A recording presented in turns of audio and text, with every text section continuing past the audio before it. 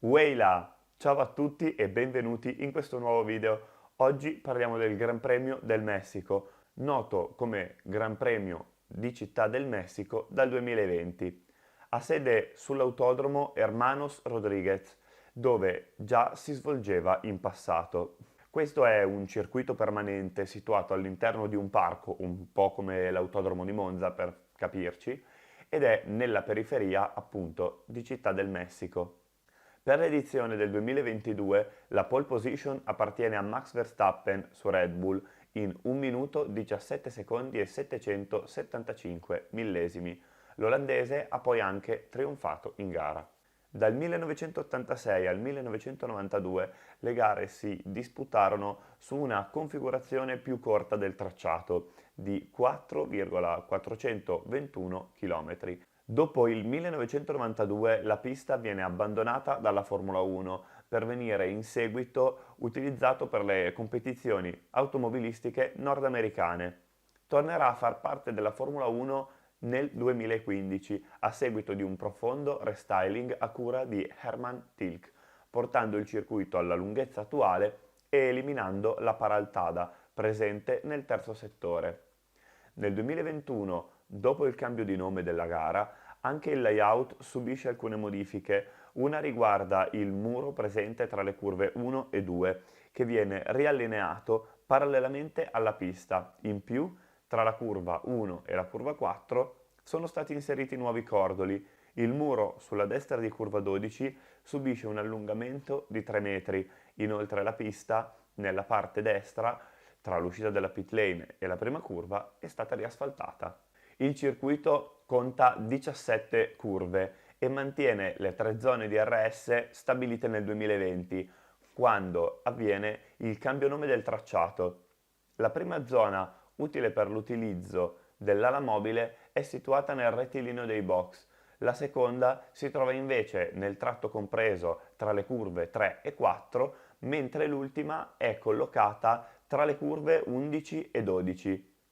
Considerando che la presenza di forte aria rarefatta intorno al circuito, data dall'altitudine di 2238 metri, riduce fortemente la deportanza, per correre questa gara è consigliato il carico aerodinamico alto, quindi molto carico aerodinamico per tenere le vetture saldamente attaccate al tracciato.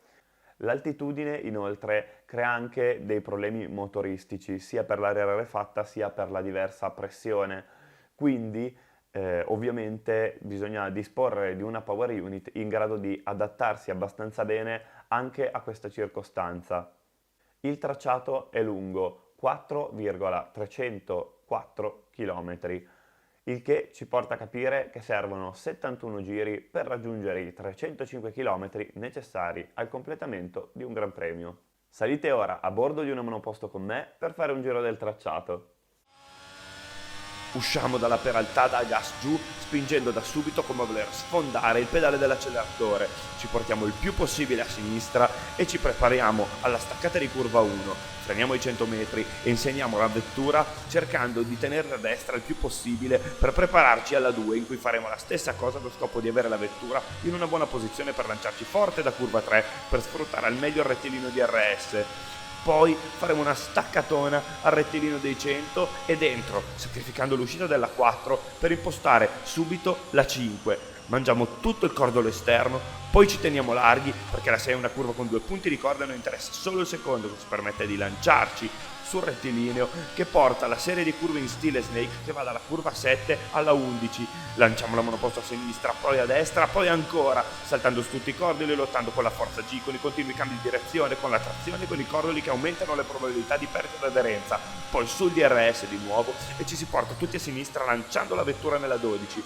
Entriamo nello stadio portandoci a destra, giù in seconda al tornante, gestiamo l'enorme potenza del motore, stando attenti ai cordoli e ci lanciamo, immettendoci di nuovo nella peraltada, buttando giù l'acceleratore per far urlare il motore fino a tagliare il traguardo.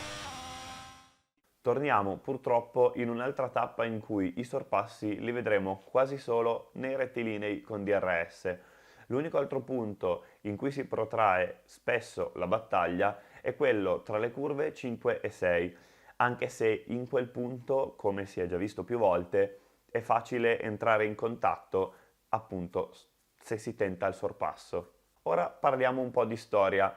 Il Gran Premio del Messico si disputa a partire dal 1962 e appunto si è disputato in maniera discontinua, attraversando diversi lunghi periodi di stop. Il debutto del Gran Premio di Città del Messico risale al Mondiale di Formula 1 del 2020, quando si raggiunse un accordo tra gli organizzatori dell'evento e Liberty Media, prevedendo un rinnovo del contratto accompagnato dal cambio di nome per la gara, dandole quello della città ospitante nonché della capitale, appunto, del Messico. Questo avviene anche per esaltare l'appoggio e il supporto che deriva dal governo di Città del Messico. Le difficoltà economiche riscontrate avevano fatto temere per l'avvenire della gara già a partire dall'anno venturo. A salvare la situazione una cordata di imprenditori che supportarono l'accordo. Ma anche il Gran Premio del 2020 non si doveva fare a quanto pare e difatti, a causa della nota pandemia, proprio in quell'anno la federazione non ha potuto spostarsi oltreoceano, costringendo quindi la FIA a spostare il debutto del Gran Premio al 2021. Siamo arrivati alle curiosità. Fino al 1972 il nome del circuito era Magdalena Mizzucha.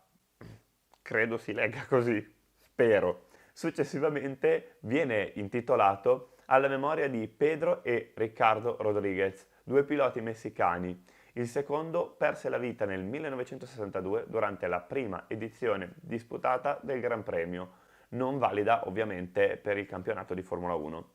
L'autodromo ha ospitato tutte e 20 le edizioni del Gran Premio del Messico valide per il campionato di Formula 1 dal 1963 al 2019.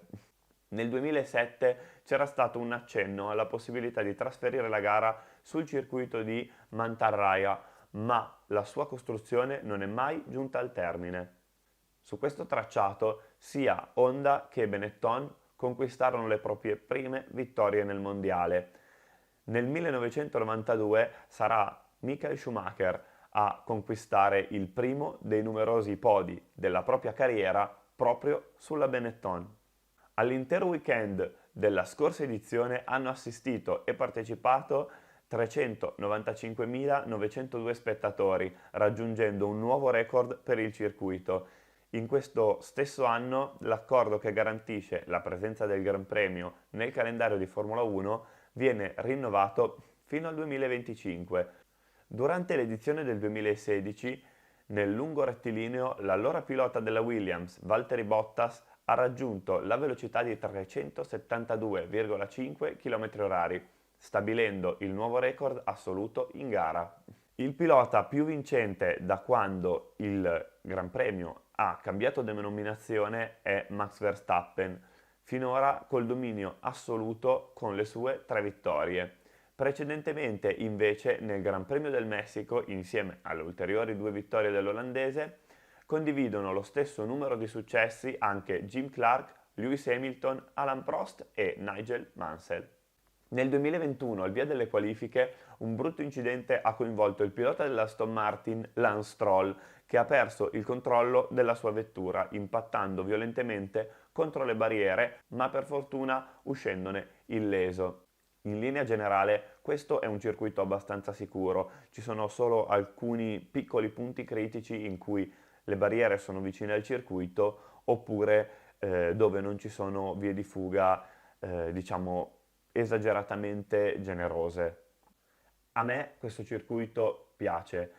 Oltre ad essere un'edizione particolare grazie all'altitudine che mette le vetture in una condizione diversa dal solito e quindi potrebbe creare delle sorprese, trovo che il layout sia interessante, particolare e tecnico da guidare. Inoltre trovo che questo aspetto, quello di questo enorme, gigantesco anfiteatro in cui passano le vetture creando questa immagine, sia veramente bellissimo. Il fatto è che ci sono un sacco di spettatori, tutti nello stesso punto, chiaramente si fa lì il podio, eccetera, e è particolare ed è veramente bello da vedere e deve essere bellissimo per i piloti da vivere. Con questo il video è veramente giunto al termine e quindi vi ringrazio per avermi seguito e vi invito a rivederci al prossimo video. Ciao a tutti!